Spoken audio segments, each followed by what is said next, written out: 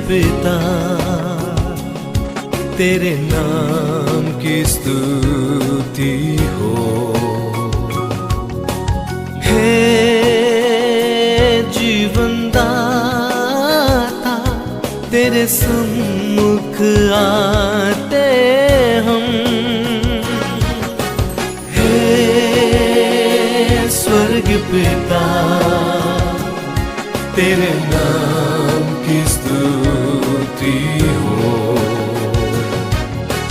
हे जीवन दाता तेरे सम्मुख आते हम। आराधना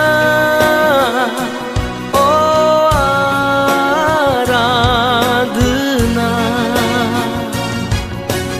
आराधना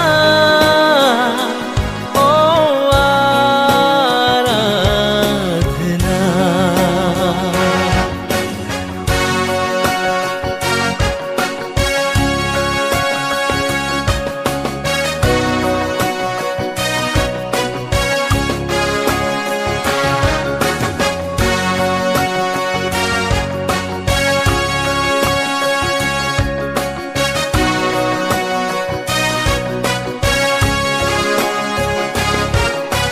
तेरे सिवा कोई नहीं आराधना के योग्य। तेरे समान कोई नहीं स्वर्ग में या पृथ्वी में। तेरे सिवा कोई नहीं आराधना के योग्य। तेरे समान कोई नहीं स्वर्ग में या पृथ्वी में।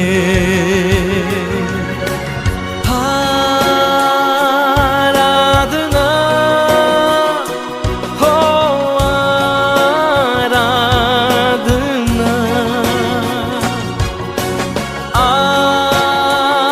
आराधना ओ आराधना।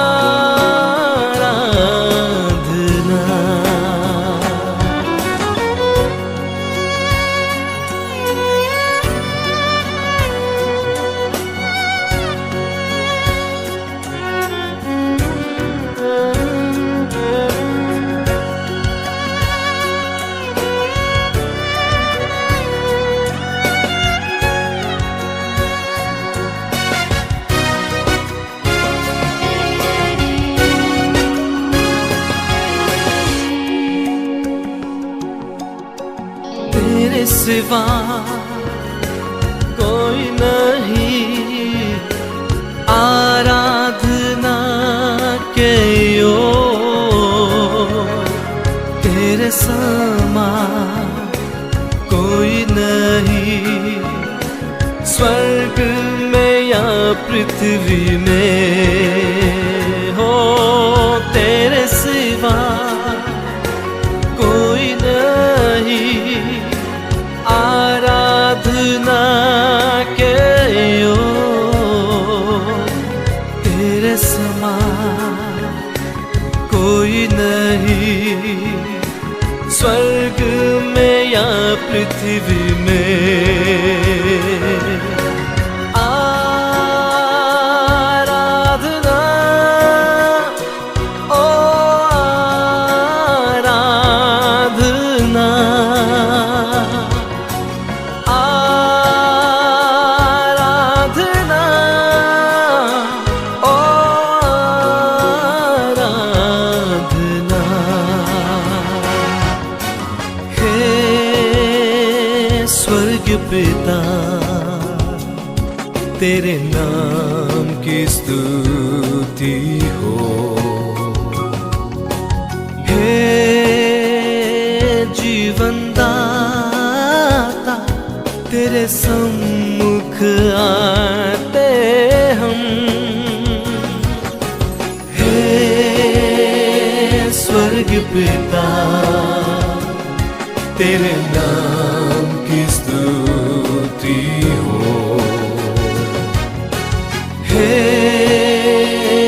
जीवन दाता तेरे सम्मुख आते हम। आराधना ओ आराधना, आराधना ओ आराधना।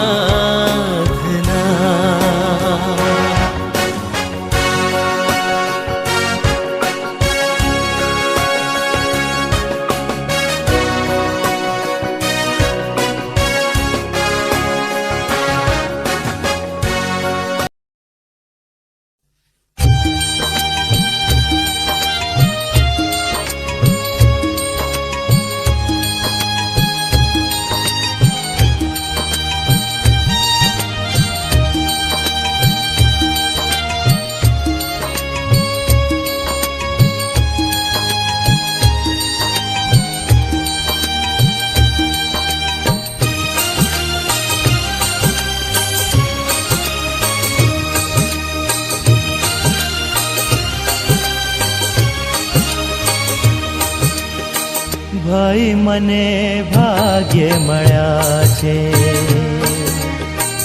ઈસુ ગુરુ તારણહાર. ભાઈ મને ભાગ્ય મળ્યા છે, ઈસુ ગુરુ તારણહાર. ભાઈ મને ભાગ્ય મળ્યા છે.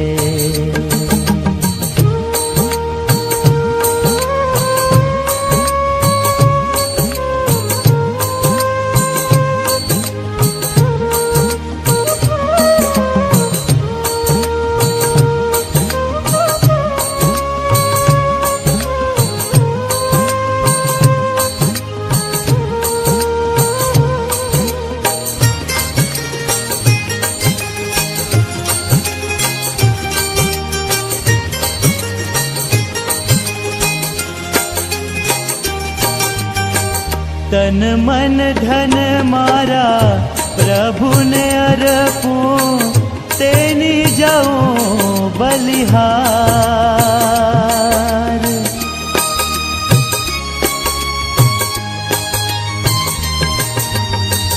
तन मन धन मारा प्रभु ने अर्पूं, तेनी जाऊं बलिहार. मुझ पापीનું તારણ કરવા, મુझ પાપીનું તારણ કરવા આવ્યા જગ મોજાર. ભાઈ મને ભાગ્ય મળ્યા છે, ઈસુ ગુરુ તારણહાર. ભાઈ મને ભાગ્ય મળ્યા છે.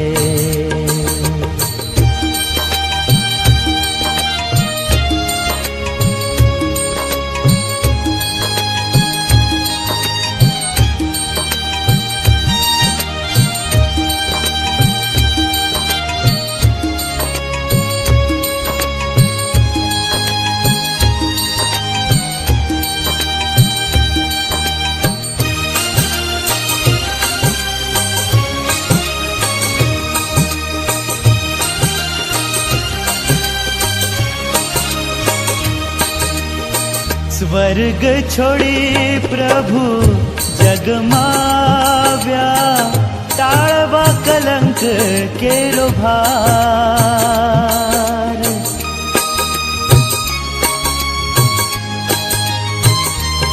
ओ स्वर्ग छोड़ी प्रभु जगमाव्या, टाळवा कलंक केरो भार.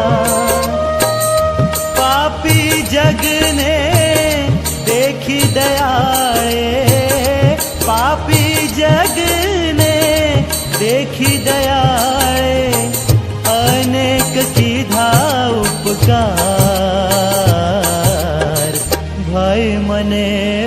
ભાગ્ય મળ્યા છે. ઈસુ ગુરુ તારણહાર, ભાઈ મને ભાગ્ય મળ્યા છે.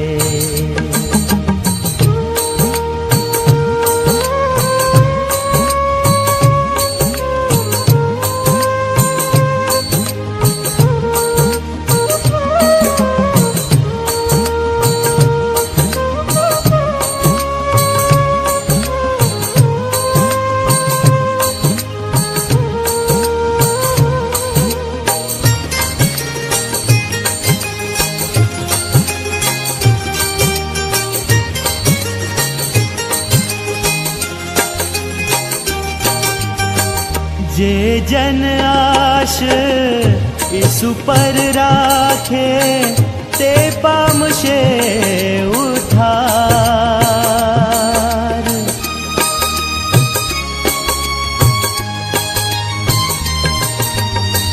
જે જન આશ ઈસુ પર રાખે તે પામશે ઉદ્ધાર. કહે વિશ્વાસી ગુરુ ગુણ ગાય, કહે વિશ્વાસી ગુરુ ગુણ ગાય, ઈસુનો બોલો જયકાર. ભાઈ મને ભાગ્ય મળ્યા છે. ઈસુ ગુરુ તારણહાર, ભાઈ મને ભાગ્ય મળ્યા છે. ભાઈ મને ભાગ્ય મળ્યા છે. ભાઈ મને ભાગ્ય મળ્યા છે. હું સૌ પ્રથમ તો ઈશ્વર પિતાનો હૃદયના ઊંડાણથી આભાર માનું છું. તેમજ સિનાઈ ગુજરાત ડાયોસીસના માનનીય બિશપ સાહેબ તેમજ સમગ્ર અધિકારી ગણનો પણ હું ખાસ આભાર માનું છું. તેમજ તેમની ટેકનિકલ ટીમનો પણ ખાસ હું આભાર માનું છું. આજ સાંજની વેળાએ તેમણે મને વિશ્વાસુ ગણી બાઇબલ સ્ટડીની જવાબદારી સોંપી છે અને એ રીતે મારી સેવામાં તેમણે મને ઉત્તેજન પૂરું પાડ્યું છે. તેના માટે હું ખાસ આભાર માનું છું. આપણે ઈશ્વરનું જીવન પવિત્ર વચન વાંચતા સાંભળીએ. નવા કરારમાં ગલાતીઓ અને પાઉલ પ્રેરિતનો પત્ર તેનો 5મો અધ્યાય 16મી કલમથી તો 24મી કલમ સુધી આપણે ઈશ્વરનું વચન વાંચીએ. ત્યાં પ્રભુનું વચન આ પ્રમાણે કહે છે, પણ હું કહું છું કે આત્માથી ચાલો, એટલે તમે દેહની વાસના તૃપ કરશો નહીં. કેમ કે દેહ આત્માની વિરુદ્ધ ઈચ્છા કરે છે અને આત્મા દેહની વિરુદ્ધ, કેમ કે તેઓ પરસ્પર વિરુદ્ધ છે અને તેથી જે તમે ચાહો તે તમે કરતા નથી. પણ જો તમે આત્માથી દોરાતા હો તો તમે નિયમશાસ્ત્રને આધીન નથી. દેહના કામ તો ખુલ્લા છે, એટલે વ્યભિચાર, અપવિત્રતા, લંપટપણું, મૂર્તિ પૂજા, જાદુ, વેરભાવ, કજ્યા કંકાશ, ઈર્ષા, ક્રોધ, ખટપટ, કુસમ, પક્ષાપક્ષી, અદેખાય, ચાકટાઈ, વિલાસ તથા એઓના જેવા કામ જેમ પહેલા મેં તમને ચેતવ્યા હતા તેમ તેઓ વિશે હમણાં પણ ચેતાવું છું કે જેઓ એવા કામ કરે છે તેઓ દેવના રાજ્યનો વારસો પામશે નહીં. પણ પવિત્ર આત્માનું ફળ પ્રેમ, આનંદ, શાંતિ, સહનશીલતા, માયાળુપણું, ભલાઈ, વિશ્વાસુપણું, નમ્રતા તથા સંયમ છે. એવાની વિરુદ્ધ કોઈ નિયમ નથી. જો ખ્રિસ્તના છે તેઓએ દેહને તેના વિષયો તથા ઈચ્છાઓ સુધા વધસ્તંભે જડ્યો છે. આ પ્રભુનું વચન છે. આમેન. આપણા મસ્તકો નમાવીએ, પ્રાર્થના કરીએ. અમારા સ્વર્ગીય પ્રેમાળ અને દયાળુ કૃપાળુ પ્રભુ, તમારા અદ્ભુત પરાક્રમી જીવતા વચનને માટે અમે તમારો આભાર માનીએ છીએ. આજના પ્રભુ વચન દ્વારા, આજની બાઇબલ સ્ટડી દ્વારા પ્રભુ અમ સગલાની સાથે તમે વાતને વ્યવહાર કરો. તમે બોલો પ્રભુ, અમે સગલા સાંભળીએ. કૃપા તમે થવા દેજો. વચનમાંથી મળતો આશીર્વાદ અમને બધાને પ્રભુ તમે આપો. અમારી પ્રાર્થના ઉદ્ધાર કરતા પ્રેમી પ્રભુ ઈસુના નામમાં સ્વીકાર કરો બા. આમેન. ગલાતીઓનો પત્ર 5મો અધ્યાય અને 16 થી તો 24મી કલમ સુધી પ્રભુનું વચન વાંચવામાં આવ્યું. અને ગલાતીઓનો પત્ર 5:22મી કલમ અને તેમાં શાંતિ સહનશીલતા ઉપર અત્યારે આપણે બાઇબલ સ્ટડી કરવા માંગીએ છીએ. અહીંયા આપણે જોઈએ છે કે ગલાતીઓનો જે પત્ર છે એ આજના તુર્કસ્તાનની મધ્યમાં આવેલા રોમન રાજ્યનો એક પ્રાંત,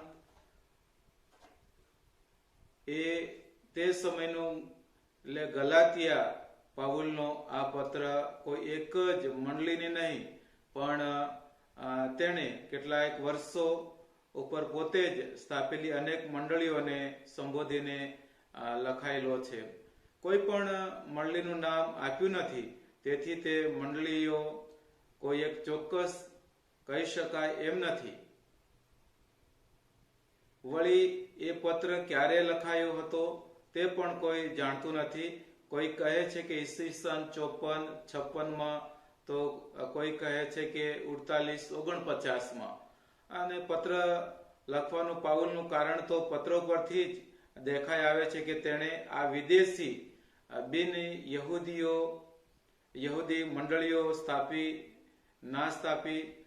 અને કેટલાક યહૂદી ખ્રિસ્તીઓ એ પાઉલના શિક્ષણનો વિરોધ કરવા માંડ્યો. અને પાઉલનું કહેવું હતું કે માનવી ફક્ત વિશ્વાસથી કૃપા દ્વારા તારણ પામે છે. એફેસી 2 અને 8મી કલમની અંદર આપણે એ બાબત જોઈ શકીએ છીએ. ત્યારે આ યહૂદી ખ્રિસ્તીઓ કહેવા લાગ્યા કે તારણ પામવું હોય તો યહૂદી નિયમો પણ પાળવા જ પડે. આ યહૂદી ખ્રિસ્તીઓની વાત જો માનવાની હોય તો પાઉલની કૃપાની સુવાર્તાનો કોઈ અર્થ રહેતો નથી. તેથી આ યહૂદી ખ્રિસ્તીઓના દુરાગ્રહના વિરોધ રૂપે અને ગલાતિયાની મંડળીઓના હજી હાલમાં જે ખ્રિસ્તી થયેલા વિશ્વાસીઓ ભરમાઈ ના જાય એ હેતુથી પાઉલે આ પત્ર લખ્યો. આ પત્ર પાઉલને લખવો પડ્યો. જો નિયમશાસ્ત્ર નિયમના પાલનના બળે જ ગલાતીઓ તારણ પામવાની આશા રાખતા હોય તો તેમને મળેલી કૃપા તેઓ ખોઈ બેસે એવો ભય ઊભો થયો હતો. હવે અહીંયા ખ્રિસ્તી મંડળીઓના ઇતિહાસમાં ગલાતીઓને લખેલો પાઉલનો પત્ર ઘણો જ મહત્વનો છે. આ પત્રનો અભ્યાસ કર્યા પછી 16મી સદીમાં માર્ટિન લુથર રોમન કેથોલિક મંડળીના દુરાગ્રહો પકડી પાડ્યા અને પ્રોટેસ્ટન્ટ ચળવળની શરૂઆત કરી.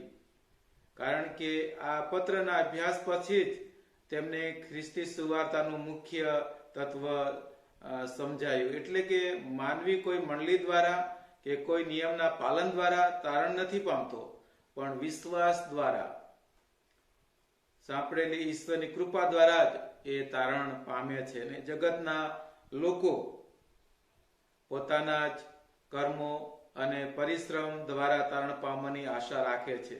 જુદા જુદા ધાર્મિક નિયમો અને વિધિઓ પાળીને તેઓ ઈશ્વરને પ્રસન્ન કરવા માંગતા હોય છે.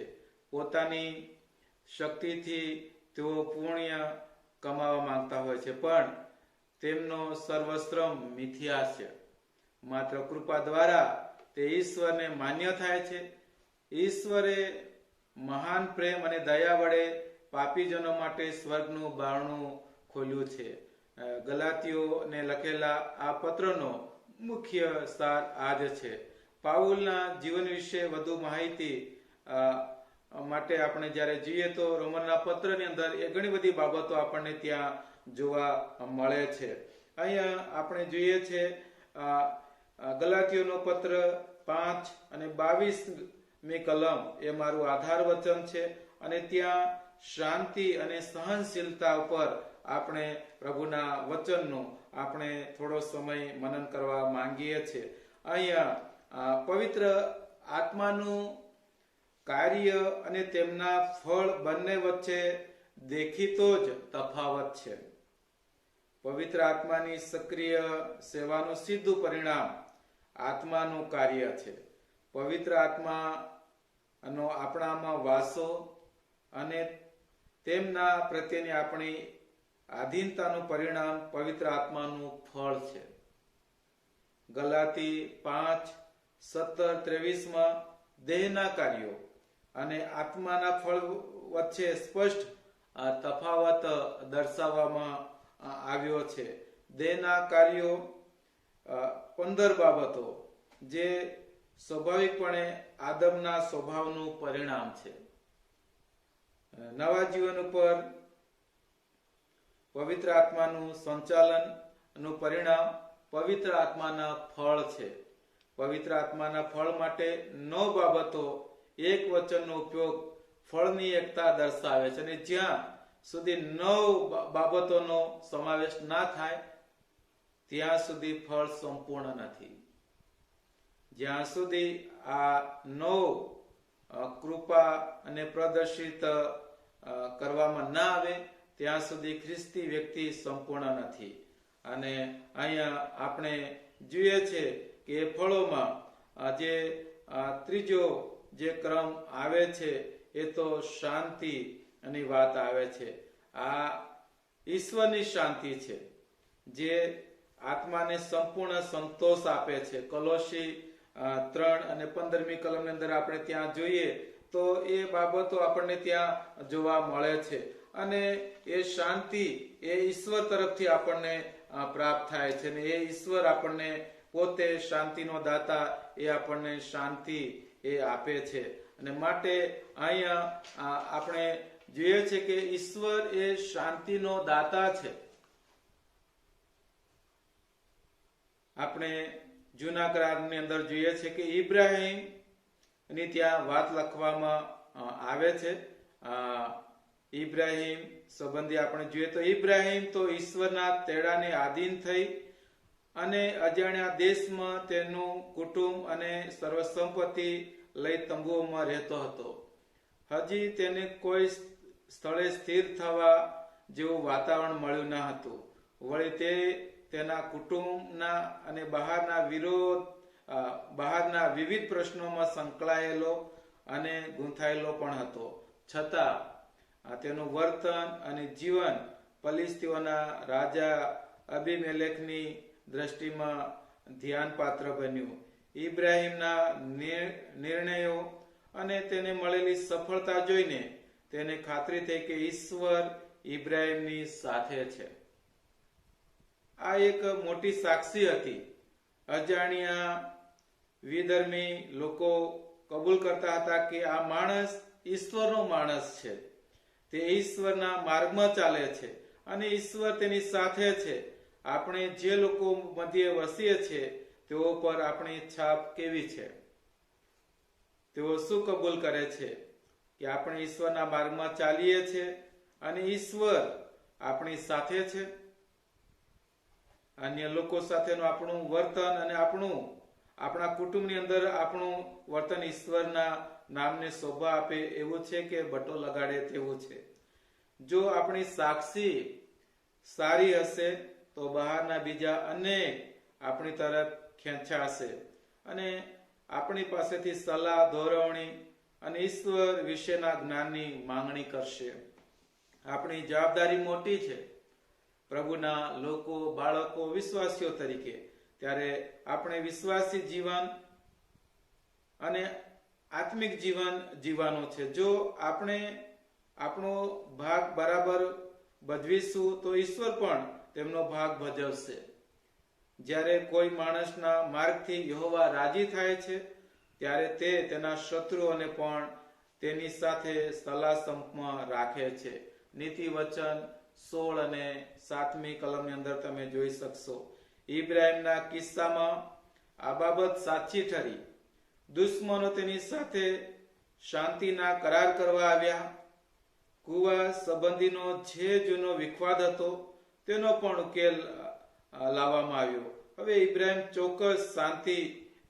ઇબ્રાહિમે ચોક્કસ શાંતિ અનુભવી હશે. ખરી શાંતિ ઈશ્વર તરફથી જ મળે છે. દુશ્મનોની ગેરહાજરી કે પ્રશ્નોની ગેરહાજરી તે શાંતિની ગેરંટી નથી. ઈશ્વર જે શાંતિ આપે છે તે તો પ્રશ્નો કે મુશ્કેલીઓ હોય છતાં અંદર આપણા મનમાં રાજ કરતી હોય છે. તે સર્વ સમશક્તિથી ઉપર એવી શાંતિ છે. તે તો ઈશ્વર પ્રત્યેની આધીનતામાં જીવાતા જીવનનું ફળ છે. કેટલીક વાર ઈશ્વર આપણા સર્વ સંજોગોને સાનુકૂળ કરીને આપણને શાંતિ આપે છે. કેટલીક વાર તે આપણને સંઘર્ષોનો અને સમસ્યાઓનો સામનો કરવા દે છે. આપણે સંજોગો સામે ઝઝૂમીએ છીએ. તેમ છતાં જો આપણે ઈશ્વરના માર્ગમાં ચાલતા હોઈશું તો આપણું મન દ્રઢ અને શાંત જ રહેશે. બાહ્ય સંજોગો આપણી શાંતિને વિચલિત કરી શકશે નહીં. તેથી સર્વ સંજોગોમાં તેમના વચનો અનુસાર આપણું જીવન બનાવી રાખીએ એ જ એકમાત્ર વાલા મિત્રો ઉપાય છે. અને માટે ઈશ્વર એ શાંતિનો દાતા છે અને એ શાંતિ તમને ને મને અને જગતના તમામ લોકોને એ પોતે આપવા માંગે છે. અને અહીંયા આપણે જે શાંતિની વાત લખવામાં આવી છે કે આ ઈશ્વરની શાંતિ જે આત્માને સંપૂર્ણ સંતોષ આપે છે. જે ઈશ્વર શાંતિ આપે છે એ આપણા આત્માને એ સંપૂર્ણ સંતોષ આપે છે. સાથે આપણે અહીંયા જે બાબત જોઈએ છે એ તો એ છે બાઇબલની અંદર કે જે શાંતિની વાત લખવામાં આવી છે કે જે ત્રીજું ફળ બાઇબલની અંદર છે શાંતિ, એ સૌથી પહેલા ઈશ્વર સાથે સમાધાનની શાંતિ છે. આપણને આ શાંતિ ખ્રિસ્તમાં વિશ્વાસ રાખવાથી પ્રાપ્ત થાય છે. રોમનનો પત્ર 5:1, ફિલિપી 4 અને 7મી કલમની અંદર ત્યાં આપણને જોવા મળે છે. પહેલા ઈશ્વરની શાંતિ પામ્યા પછી આપણે મંડળીમાં આપણા જે કુટુંબીજનો છે, ભાઈઓ બહેનો સાથે શાંતિના બંધનમાં રહેવાનો પ્રયત્ન કરવાની વાત છે. અને અહીંયા રોમનનો પત્ર 14 અને 19, એફેસી 4 ત્રીજી કલમની અંદર ત્યાં જે શાંતિનું જે ફળ છે એ સંબંધી ત્યાં આપણને શિક્ષણ મળે છે. અહીંયા આપણે ચોથું ફળ જોઈએ છે એ તો સહનશીલતા છે. હવે સહનશીલતા એ કસોટી અને સંકટમાં ધીરજ જાળવવી એ છે. તેનો અર્થ એ પણ થાય છે કે આપણે આપણા ભાઈ સાથે સહાનુભૂતિ જાળવી રાખવી. આપણે પોતાના ભાઈની નિર્બળતાઓ અને તેના અપરાધો સાંભળી લઈએ. એફેસી 4 અને 2 માં કહે છે, જે રીતે ઈસુ આપણી સાથે ધીરજથી વર્તે છે એ રીતે આપણે એકબીજાનું ધીરજથી સહન કરીએ. એકબીજાનું ધીરજથી સહન કરીએ. 1 તિમોથી 1 અને 16મી કલમની અંદર એ આપણને જોવા મળે છે. અહીંયા કહેવામાં આવે છે કે સામાન્ય માનવીમાં અધીરાઈ જોવા મળે છે, પરંતુ તેનાથી વિરુદ્ધનું એ સંતોમાં જોવા મળે છે. પ્રભુએ તમને ને મને આ પૃથ્વી પરનું જીવન આપ્યું છે, ત્યારે પ્રભુ આપણી પાસે આ બાબતો એ પોતે માંગે છે. આપણા પ્રભુ ઈસુ ખ્રિસ્તને પણ આપણે જોઈએ છે કે પ્રભુ ઈસુ ખ્રિસ્તે આ પૃથ્વી પર આવીને તેમણે તમારા ને મારા માટે ઘણું બધું સહન કર્યું. અને સહનશીલતા એ તો દેવનો એટલે દેવની તેનો કહેવામાં આવે છે કે તેનો ખાસ ગુણ છે. અહીંયા બીજો પિતર 3 અને 15 માં પણ જોઈ શકીએ છીએ કે મનુષ્યના તારણનો અર્થ છે ખ્રિસ્તની મધ્યસ્થીને આશરે છે અને એ પસ્તાવા તરફ દોરવા માટે છે. પસ્તાવાને માટે ઉત્તેજન ના રૂપ છે. આ પાપોની ક્ષમા કરવામાં એ દર્શાવેલ છે રૂમી 3:25મી કલમની અંદર. અને એ રીતે પ્રભુએ તમારા ને મારા માટે એ કાર્ય એ પોતે એને કર્યું છે. ઘણું બધું એને તમારા ને મારા માટે એ સહન કર્યું છે. અને એ પ્રભુ એ પોતે શાંતિનો એ દાતા છે. એણે તમને ને મને અનેકવિધ પોતા કાલવારીના વધસ્તંભ પર તેણે સહન કરીને તમને ને મને પાપોની માફી, મનની શાંતિ, ખરો આનંદ આપ્યો. અને એ બધું ક્યારે શક્ય બન્યું કે પ્રભુએ એ જે કંઈ સહન કર્યું એમાં એ બધી બાબતો એ શક્ય બનીને આજે તેનો આશીર્વાદ તમને ને મને એ પ્રાપ્ત થયો છે. માટે અહીંયા આપણે જોઈએ છે કે દુષ્ટોની વાત તેનો ગેરઉપયોગ કરે છે. સભા શિક્ષક 8 અને 11મી કલમની અંદર માંથી 24:48 ની અંદર એ બાબતો આપણે જોઈ શકીએ છીએ.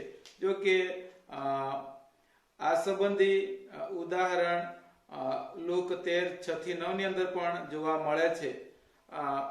સહનશીલતા એ સંબંધી આપણને બાઇબલ ઘણું બધું એ શિક્ષણ આપે છે. અને માટે અહીંયા કે છે કે કસોટી અને સંકટમાં ધીરજ જાળવવી એ છે કે તેનો અર્થ એ પણ થાય છે કે આપણે આપણા ભાઈઓ સાથે સહાનુભૂતિ જાળવી રાખીએ. જો પ્રભુ ઈસુમાં વિશ્વાસી છે, જેઓ પ્રભુના નામથી ઓળખાય છે, એમની સાથેની એ વાત છે. અને આપણે પોતાના ભાઈની નિર્બળતાઓ અને તેના અપરાધો સાંભળી લઈએ એ સહનશીલતાની વાત ત્યાં લખવામાં આવી છે. અહીંયા જે બાબતો આપણે બાઇબલની અંદર જોઈએ છે તે તો એ છે કે પ્રભુએ જ્યારે તમે ને મેં પાપ કર્યું, આપણા પાપને લીધે તે આડાનુબા ક્રુસ ઉપર તે પોતે વિંધાયા. તેમણે જે શિક્ષા આપણે ભોગવવાની હતી એ પ્રભુ ઈસુ ખ્રિસ્તે પોતે શિક્ષા એણે પોતાને શિરે લીધી. અને તેવા સમયે તેમણે પોતે ઘણું બધું સહન કર્યું. અને એ સહન શક્તિનો કોઈ પાર નહોતો. એની જગ્યા પર તમે ને હું હોઈએ તો એ કલ્પના બહારની બાબત છે. પણ પ્રભુએ તમારા ને મારા માટે ઘણું બધું સહન કર્યું. અને એ પ્રભુની સહન શક્તિમાં તમને ને મને એ આશીર્વાદ પ્રાપ્ત થયો છે. ત્યારે પ્રભુ તમારી ને મારી પાસે એ જ અપેક્ષા રાખે છે કે પ્રભુએ તમને ને મને પસંદ કર્યા, તેડ્યા, બીજો સંબોધક એટલે પવિત્ર આત્મા તમને ને મને આપ્યો છે. ત્યારે પ્રભુ આ પૃથ્વી પરની જીવન યાત્રાની અંદર તમારી ને મારી પાસે એ જ અપેક્ષા રાખે છે કે તમે ને હું આ પૃથ્વી પર ચાલ્યા જતા વર્ષોની અંદર જે પવિત્ર આત્માના ફળ છે, જે શાંતિનું ફળ છે, પ્રભુએ પ્રભુ ઈસુ ખ્રિસ્તમાં તમને ને મને સુંદર નમૂનો આપવામાં આવ્યો છે. ઘણી બધી મુશ્કેલીઓ, તકલીફોમાં પ્રભુએ શાંતિ રાખી અને પ્રભુએ તમારા ને મારા માટે ઘણું બધું સહન કર્યું. અને જ્યારે આપણે સહન કરીએ છીએ, શાંતિમાં રહીએ છીએ, ત્યારે પ્રભુનો મહિમા થાય છે અને ઘણા બધા લોકોને માટે તમેનું આશીર્વાદનું કારણ બનીએ છીએ. અને ઘણા બધા લોકોને ખબર પણ પડે છે કે આ ખરેખર પ્રભુના લોકો છે, પ્રભુના બાળકો છે. ત્યારે તમેનું શાંતિમાં જે પ્રભુએ તમને ને મને શાંતિ આપી છે એ શાંતિના આપણે વાલા મિત્રો એ વારસ બનીને એ શાંતિમાં પ્રભુ આપણને મફત શાંતિ આપે છે. એ શાંતિ પ્રભુની પાસેથી આપણે પ્રાપ્ત કરીને, પ્રભુની પાસેથી આપણે સહનશક્તિ માંગીને આપણે પ્રભુના લોકો, બાળકો તરીકે પ્રભુનો મહિમા કરતા કરતા આપણે આગળ વધતા રહીએ. આ વચનો પ્રભુ આપણ બધાને વિશેષ કરીને આજે જેઓ બાઇબલ સ્ટડી અંદર જેઓ જોડાયેલા છે તેમને પ્રભુ વિશેષ સમજણ માટે કૃપા આપે, મદદ કરે. અને એ રીતે આપણે પ્રભુમાં શાંતિમય જીવન જીવીએ. એ રીતે આપણે સહનશીલતા સાથે પ્રભુમાં જીવન જીવતા જીવતા આગળ વધતા રહીએ.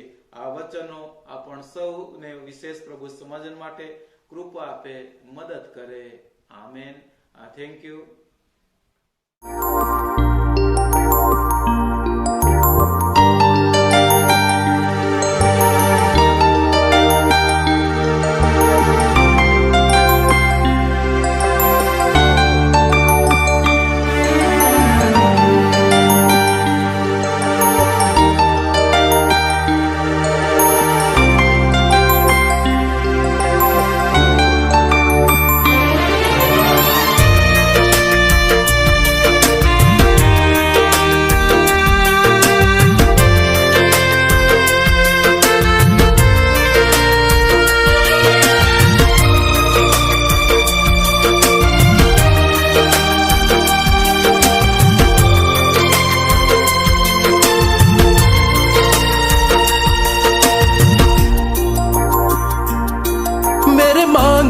से ज्यादा, मेरे मांगने से ज्यादा, मेरे सोचने से अच्छा मैंने पाई है आशीष यीशु से.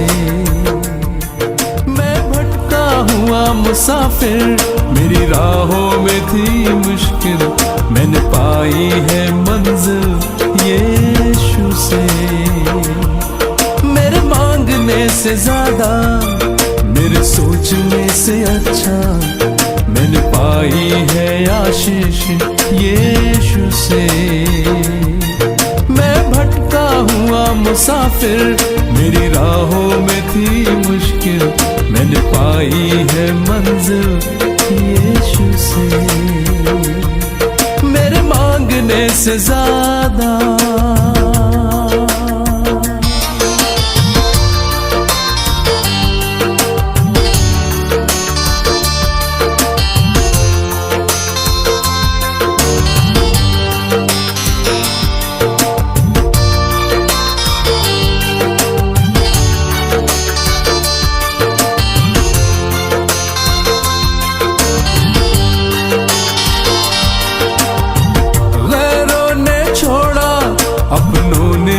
ठुकराया, वीरान थी जिंदगी, आंखों में आंसू, तन्हाइयों की रातें, मुश्किल में थी जिंदगी.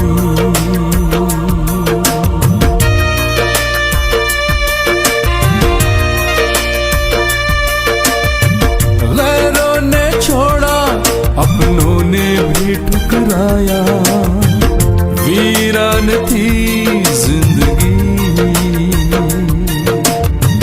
आंखों में आंसू, तन्हाइयों की रातें, मुश्किल में थी जिंदगी.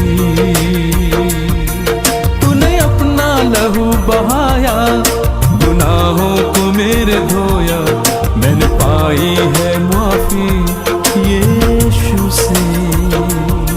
मैं भटका हुआ मुसाफिर, मेरी राहों में थी मुश्किल, मैंने पाई है मंजिल यीशु से. मेरे मांगने से ज्यादा,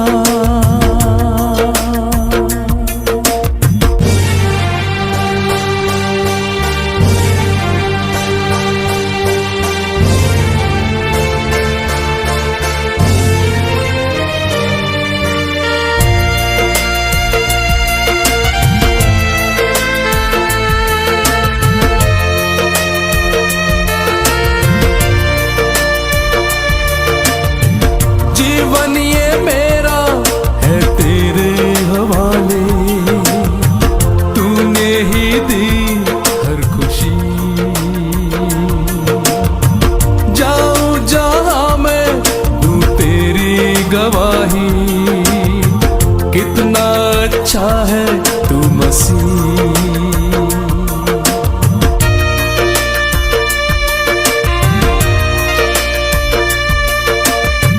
जीवन ये मेरा है तेरे हवाले, तूने ही दी हर खुशी। जाऊं जहां मैं दूं तेरी गवाही, कितना अच्छा है तू मसीह।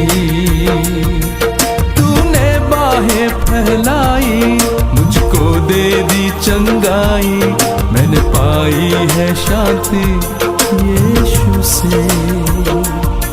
मैं भटका हुआ मुसाफिर, मेरी राहों में थी मुश्किल, मैंने पाई है मंजिल यीशु से।